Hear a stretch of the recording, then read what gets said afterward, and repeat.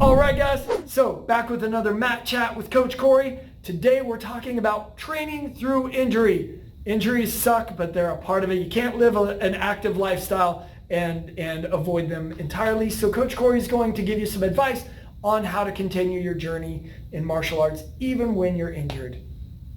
Excellent.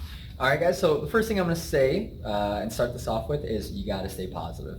I know we've all had some injuries. I've had some wicked ones in the past, and when you're not able to train the way you want and train the way that you think you should be training, it can play a little taxation on your mental health. But the idea is stay positive and realize that you're still on the mats. Yes, you might not be able to do everything that your classmates are doing, but I can always modify something for you to work, and that's something I can always do. But that's the big thing, guys, staying positive. Right out the get-go, right out the gate, stay positive. Even if you're hurting, even if you're like, I wish I could do that move and I can't do that move right now, it's okay. You're going to get better, you're going to heal, we're going to get you to that move, right? But stay positive, okay? Now, besides that generality, training with an injury. How can we do it? How can we do it effectively, okay? The first person I'm actually going to call out on this is one of my students, Stephanie. So Steph, this is for you. We have an awesome student named Stephanie, and right now she's dealing with a knee injury of the ACL and MCL. And for a lot of people, or for most normal, not super mentally strong people like Stephanie, but most people, if they got that sort of injury, that they would be on the couch for months on end and not doing anything active. Letting Netflix and all the junk food kind of destroy all the good work that they've been doing. And then I have someone like my student Stephanie. Now, Steph has been on the mats quite a bit since she's been injured. And it's because she wants to be there, right? That's something this makes her happy, this is her good place, and an injury is not going to stop that, okay? And it doesn't have to. The big thing, guys, with injuries is realize that everything we do, okay, no matter what it is, even if we're covering a content area that you can't do with your injury, there's always going to be something you can train. If you have an injured leg, yeah, you're probably not going to be doing single legs and leg locks anytime soon, but there's things I can have you train like rear naked chokes. I can have you train gi chokes. Those are all possibilities. Other things I can have you do is work on positional things, work on control. Again, it's maybe not the traditional, like if we're doing jiu-jitsu, it's maybe not the traditional submissions you're getting, but you're still learning jiu-jitsu, and you're learning it at a very high level still, because you're still practicing the concepts, okay?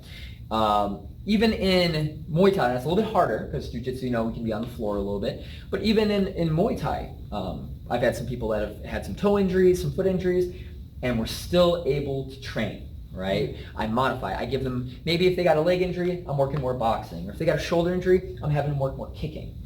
But the idea is, hey, they're still coming in. There's that balance of, I'm getting the time in the gym. I'm getting the time in my classes. I'm not letting this injury stop me or slow me down in any way.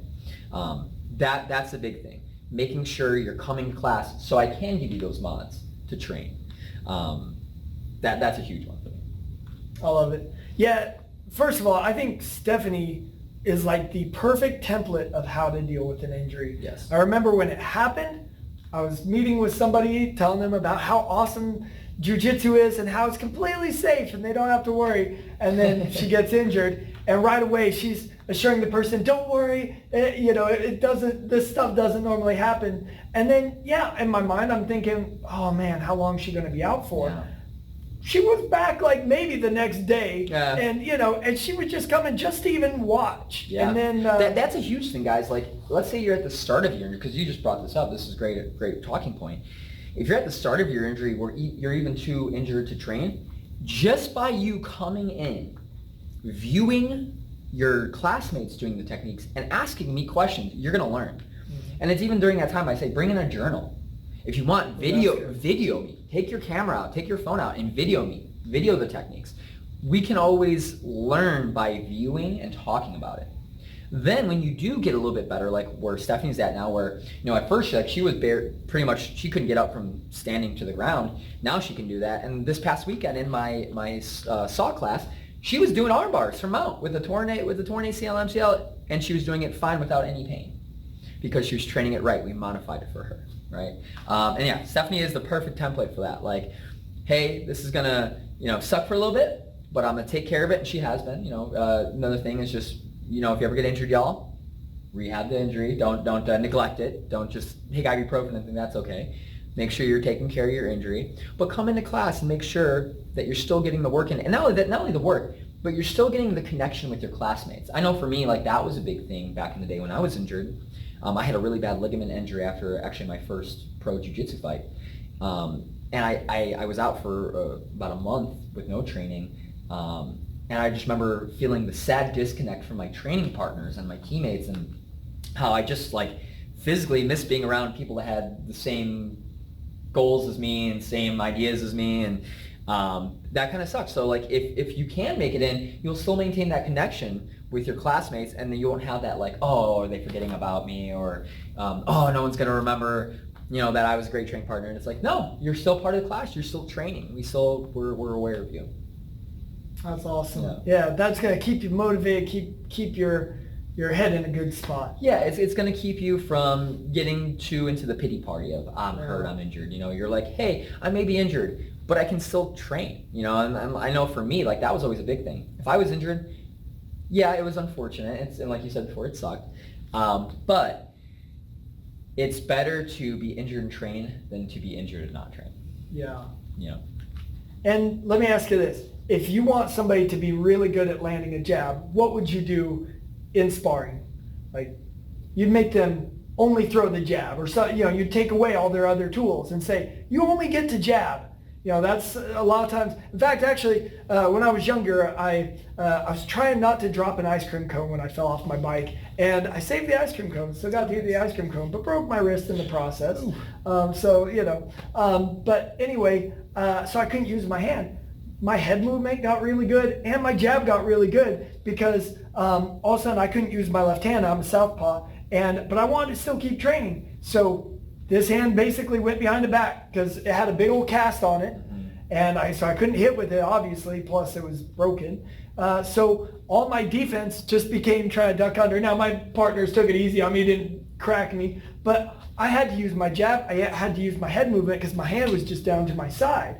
And I credit a lot of that for developing those skills. It's sort of like I couldn't develop my cross, but that gave me a chance to almost put everything else on steroids, Yes. That's what happened to me after my first big jiu-jitsu pro fight. I had pretty much all the ligaments in my right ankle torn, and I was in a boot for a couple months. And I remember during that time, I couldn't train my leg locks, I couldn't train any sweeps, essentially.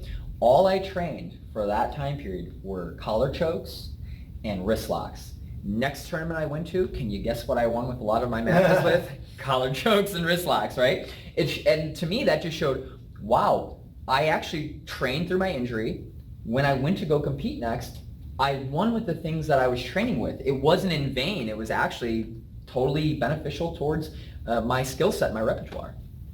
And then your ankle comes better, and now you got the mobility. I bet those things got even better. Everything came together even better, and that's kind of the key. If you can train during your injury, you don't lose any steps, right? You don't lose any ground or any territory.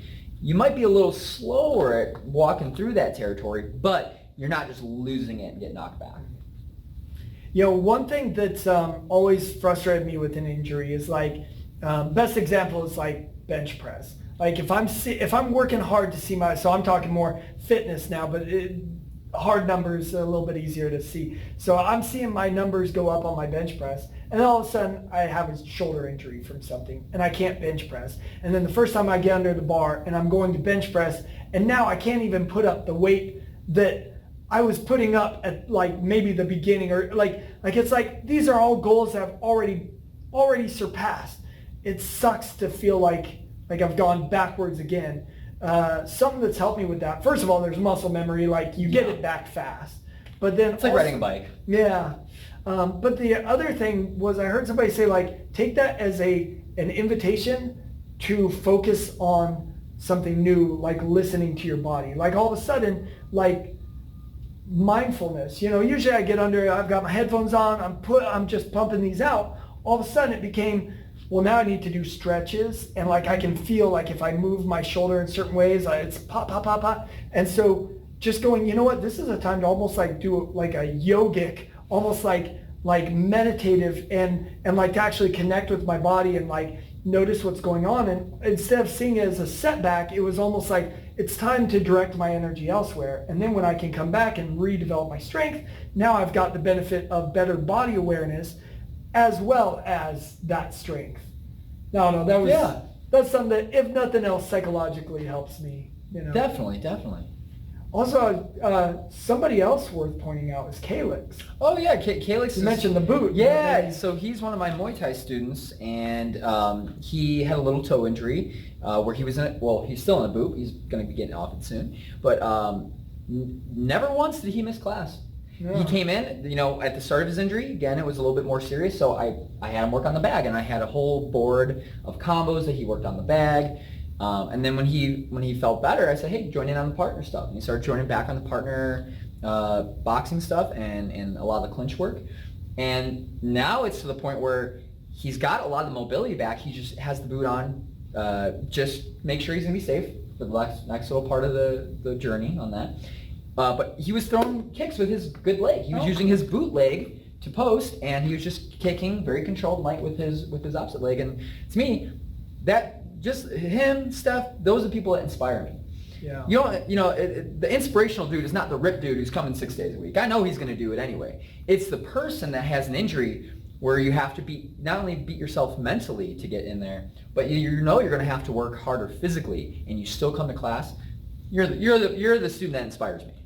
100%. And Calix is sparring. Yeah. And I see him, and he's kind of like he's like a cannon. Like, he can't really move around. He's learning how to plant and throw. Yeah. When he gets his feet back and he can throw footwork into everything, like all that time of learning how to sit on those punches, add that to now he's mobile. It's going to be amazing. Yeah. So yeah, awesome.